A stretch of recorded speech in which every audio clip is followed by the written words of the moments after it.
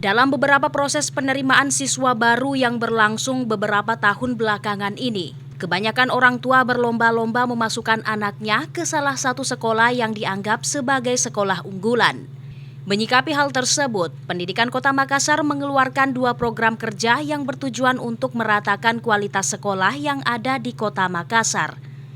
Kepala Dinas Pendidikan Kota Makassar Muhyiddin Senin 9 Oktober mengatakan, program tersebut yang pertama adalah proses pendidikan atau proses belajar mengajar untuk anak-anak, dan yang kedua adalah peningkatan untuk guru.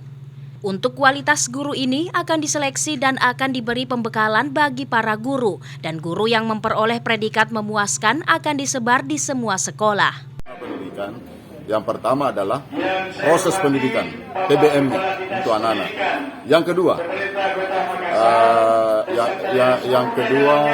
yang kedua adalah peningkatan mutu guru. Nah, kalau ini kualitas guru, mutu guru ini berbarengan dengan proses, maka itulah yang nanti semua sekolah akan kualitasnya sama.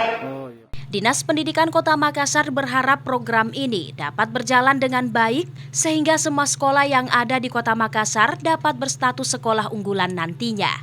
Irfan P. Putra, Fajar TV dan Fajar Radio melaporkan. Terima kasih telah menonton. Jangan lupa subscribe, like, comment, and share. Saksikan terus informasi terbaru dengan menekan tombol lonceng hanya di channel Fajar TV.